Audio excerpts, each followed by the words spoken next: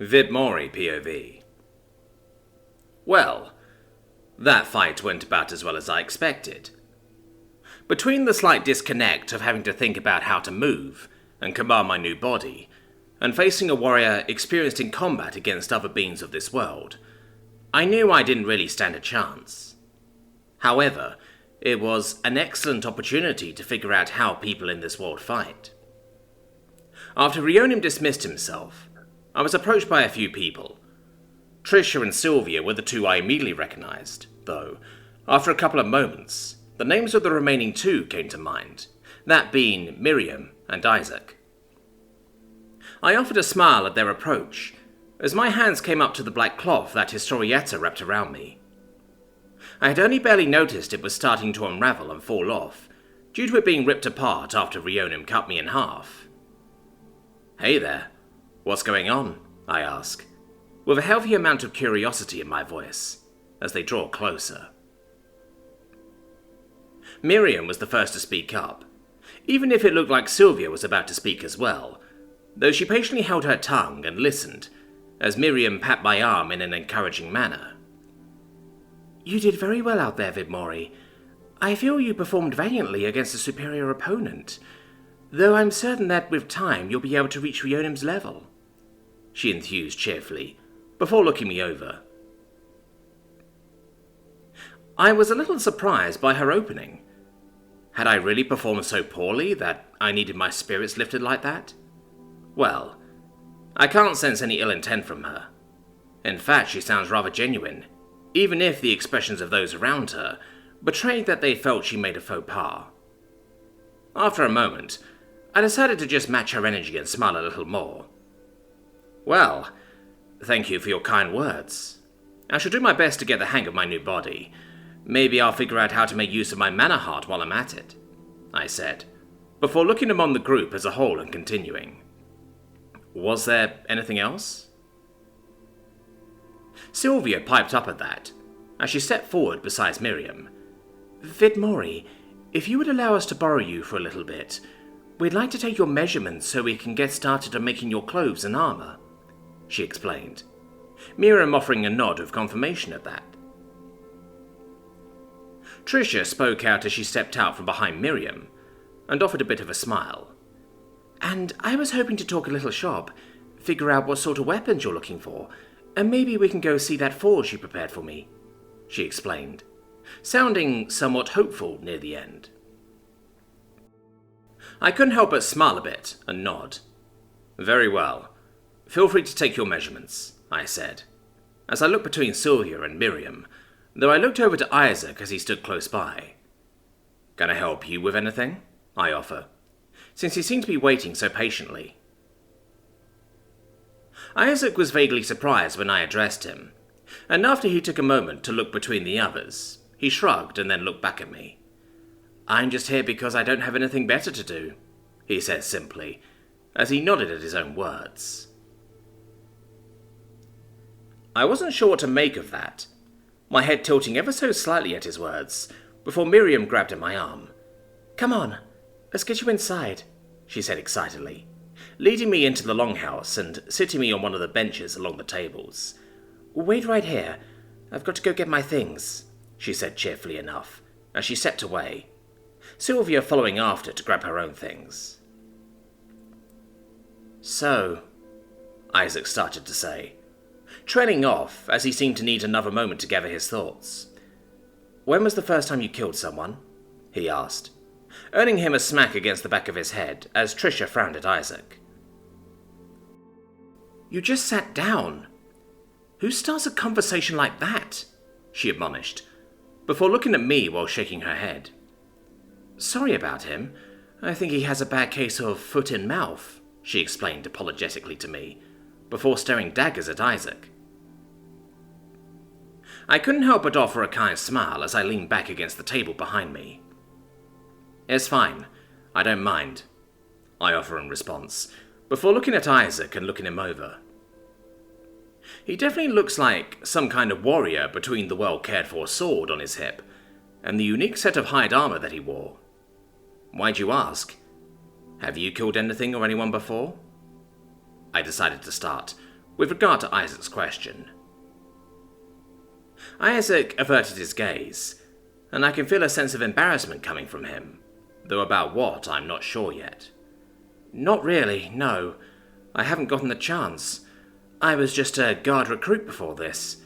A few weeks fresh out of my apprenticeship and assigned my own set of city guard armor, he explained, staring at his hands as he run them together.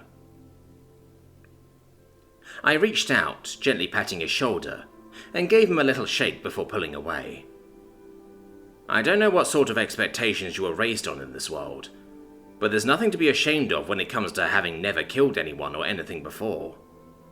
The act of taking a life is a weighty one, and it should never be taken lightly, I explained as I watched him closely. Isaac nods intently, and I could see he had a lot on his mind.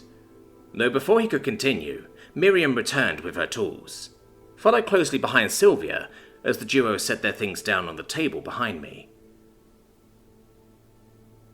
"All right, Vidmore, would you mind taking off that wrap? It's too thick to even think about measuring over," she explained politely, as she procured a roll of measuring tape. I bobbed my head in response. "Sure, no problem," I replied, as I stood before shrugging off the ruined black fabric. As it fell to the ground, I heard an "eep" sound coming from Miriam, though Sylvia let out an impressed whistle. I could feel their eyes wandering my back and shoulders, and watched as the four of them looked at my chest and stomach, their eyes tracing the recreation of the injuries I sustained up until my late 30s.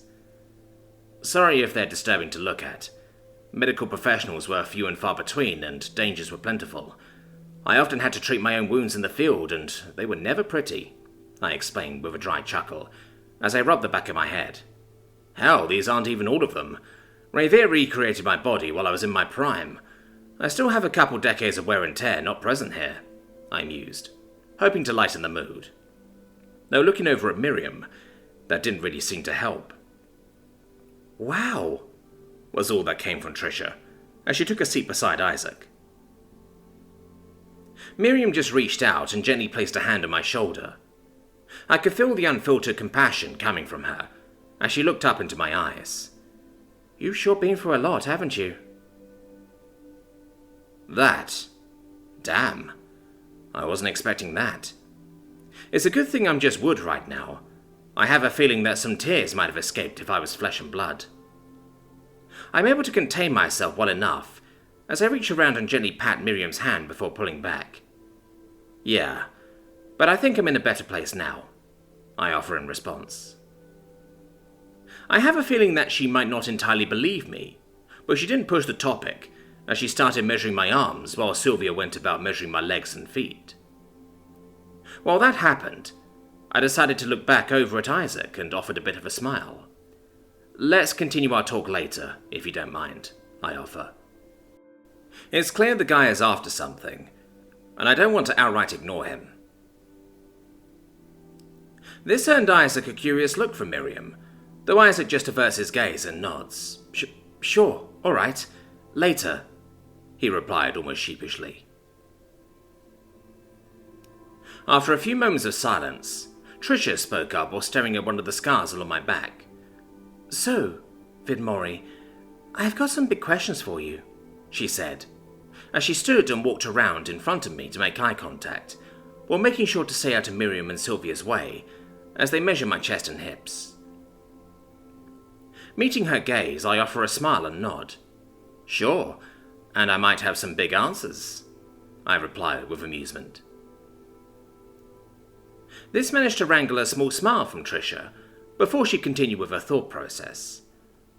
"What sort of weapons do you want me to make for you?" she asked, as she held her gaze. "Weapons, eh? Right, now that it has come down to it, what do I want? I trained with all sorts of weapons during my youth, but what should I use now? My mind does wander to the fancy-looking bow next to the elf corpse in Lictrin's chamber, as well as the red spear embedded in the ceiling, but those would just draw too much attention. I also shouldn't limit myself to the gimmick and improvise weapons that I had to rely on more often than not. I had a professional blacksmith with a fully stocked forge, and all the supplies I could procure for her now. I want a short sword, a dagger, a set of 10 throwing knives, a spear, and a bow with 30 arrows that have barbed tips, I listed out, before offering a bit of a smile. I'll let you decide on what to use to make them, but don't use that mithril stuff. I don't want to attract too much attention. Rather than look intimidated by the size of my order, I could swear that she had a fire of excitement in her eyes. Yes, sir. While I may need help making the bow and arrows, I should be able to handle making the arrowheads just fine. I'll be able to manage everything else myself, though, no problem, she exclaimed, as she flashed a toothy grin and a thumbs up, though, after a moment, she had a curious look on her face as she looked me over. How do you plan on carrying all of that? She asked, slightly tilting her head as she stroked her chin. I chuckled softly as Miriam measured my neck while Sylvia took precise measurements of my hand. I have a magic storage place where I can keep it all. Remember how I pulled all of that stone from nowhere? I offer as an example, and after a moment she understands and nods intently. Sylvia spoke up as she finished committing my measurements to memory. Your armor will be simple, yet practical, as you obviously don't have any gooey bits you need to protect, but you need to at least look the part, she explained with a hint of amusement, while looking me over. Since you like to be light on your feet, I'll get you set up with some leather boots, pauldrons, braces and gloves. You won't look particularly impressive, though I have a feeling you wouldn't care about that, she listed out, before nodding to herself with satisfaction. I returned her nod with a bob of my head. Sounds good to me. Just let Lugosi know how many hides you need for the leather. He'll have his pack bring you the materials as long as you let them have the meat, I offer, as Miriam pulls away, finishing up with her own measurements. Do you have any preference for the clothes? Miriam asked, as she glanced over at me before stepping away, to put the measuring tape away. I think about that for a moment before speaking up. I don't have any preferences about the colours of my tops or bottoms. All I ask is that they're all made with long sleeves, I explained, though I consider something else as I glance over at her. I would like a brown cloak if it isn't too much trouble. She flashes a bit of a smile and nodded intently. Of course, Vidmori. I'll get right on it, she said cheerfully, moving to leave with Sylvia as they grabbed their equipment. Isaac moved to leave as well, heading outside, though he was soon intercepted by one of the Drake Wardens and dragged off somewhere. I took a moment to collect what remained of the black fabric that I wrapped around my body, tearing a hole in the middle of one of the bigger pieces before pulling it on like a poncho. There we go. At least I won't be exposed, I mused cheerfully to Trisha, earning a bit of a smile from her as she nodded. I could tell she was clearly excited to go see her new workspace. After a moment to consider it, I decided I should make her first day in my service to be really special, though at the same time, I wanted to be alone with my thoughts for a little while, as I looked over at her again. Go get Revere, Rita and Hefito. I'm going to go on ahead and wait for you. This earned a curious look from her, but she nodded and went to step away. Sure thing, boss, she replied, as she walked off. With Trisha on her way, I start heading up my mountain and go over how the fight went in my head. From what I can tell, Rione managed to circulate his mana around his body. It flowed and pulsed with his heartbeat, much like his own blood. While I don't have blood, I did appear to have some sort of veins circulating a minimal amount of my mana, which is what appeared to keep my body functional and mobile. I had to consider what Rionim told me about this bark skin and stone skin defense, based on what I saw. It seemed Rionim had to actively will the defenses to take effect. Actually hitting Rionim with my stone blade confirmed that there was something at work that reduced the impact of my strike. Reviewing the battle some more, it was clear that Rionim had also used a form of mana to cause some kind of whirlwind to spin around his greatsword. The effects of the wind were rather potent, as they were enough to knock me off my feet even without direct contact. It probably didn't help that I'm not as heavy as I used to be, but that is not something I mind all too much. After all, a lighter body means lighter steps. Rheonium had a decent mana capacity, though it was nowhere near the extent of Revere or even Rita. It was considerable as far as I can tell, without refining the mana in his mana heart into mana rings. From the looks of it, mana hearts and mana rings serve two different functions, which appear to be complementary to each other. Mana hearts serve to improve the physical capabilities in someone's body, spreading the mana around in order to be used in various ways, and with enough skill and know-how they're able to extend the mana out into a weapon, shield, armor, or even their own skin. Even minor magic can be used as long as someone has a mana heart established. That is, if what Hefito told me was accurate, when he and Trisha fended off one of those feral goat horses with bursts of fire breath. As for the specifics of mana rings, I'm still not too sure. I'll need to talk to Revere and Rita about it. But it seems the more rings you have, the more complicated the magic you are able to use. I have a feeling it is like the difference between using a lighter to illuminate a room, to using either a torch or a flashlight to illuminate the room. Using a torch or a flashlight are both valid escalations from using a lighter. They're two completely different methods that achieve similar but overtly different effects. Before I knew it, I had been sitting on the steps leading up to the entrance of the smithy, while watching the horizon. It was nothing but trees as far as the eye could see, and it was beautiful. The forests around most settlements back home had been gutted for the wood and fuel over the years. Conservation wasn't really considered necessary, since the world had already ended as far as my generation was concerned. Aside from that, there was usually enough to go around when the supply lines weren't being interrupted by raiders or the communities outside of the alliances. The only things we needed to keep scavenging for were the non-renewable goods and equipment, like the stuff at that warehouse. Things that weren't easily sourced, even if we were making excellent progress with mass 3D printing. Though, all that's moot for me now.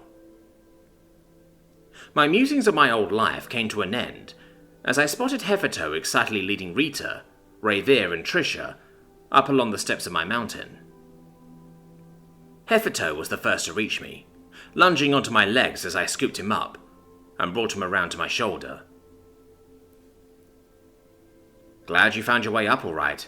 Sorry to wake you, Revere," I mentioned apologetically at the sight of the elven woman. Revere yawned, shrugging but flashing a smile. "It's all right. You wouldn't have woken me for nothing, after all." Rita looked around curiously, not having been to this part of my mountain yet. I looked over at Trisha and waved her over. "Come along, your forge awaits," I said cheerfully, as we all headed up the rest of the way. Within a few minutes, I led the group down the magically illuminated tunnel and into the forge room.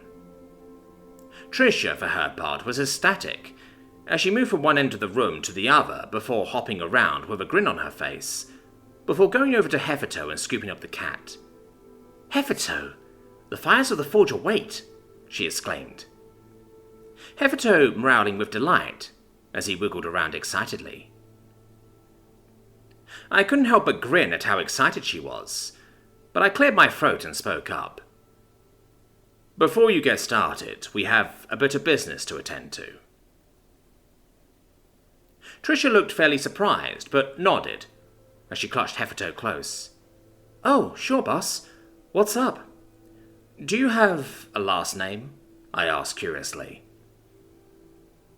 Trisha looked taken aback by my apparently random question. No. Are you offering?" I chuckled a bit at her reaction before nodding. "Yeah, among other things.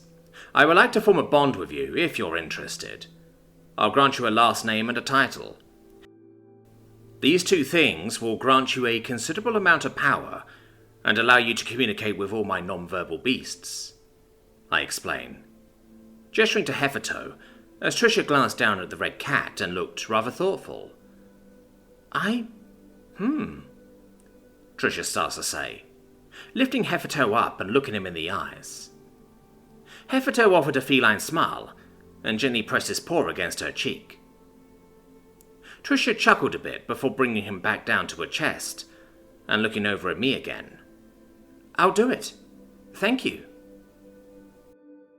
I nod intently and looked over at Rita and Revere. Do you mind coming over? Trisha has a mana heart but no mana ring, and I have a feeling that she's going to need some help forming her first ring. Revere and Rita share a glance before nodding as they approach, the two women placing their hands against Trisha's back. Trisha looked rather confused at the mention of mana rings, and gulped with anxiety, though she remained still. After another moment of considering what I want to say, I approached Trisha and looked down into her eyes before placing my hand on her shoulder. I welcome you into my service. I grant you the title of Arsonist, and bestow the last name Vulcan. May you grow and become your best self, as we go together in the future. At that, 2 doses of mana start flowing into her. Strangely enough, it doesn't flow from my avatar, and is instead flowing down from the core above, as Trisha jolts and shudders from the rush of mana.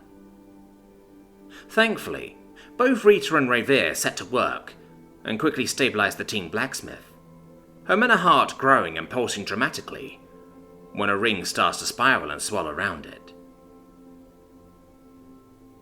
Trisha panted heavily, clutching her chest and shuddering, looking between Rita and Revere, before looking over to me and flashing a wild grin. What a rush! Say, what's an arsonist?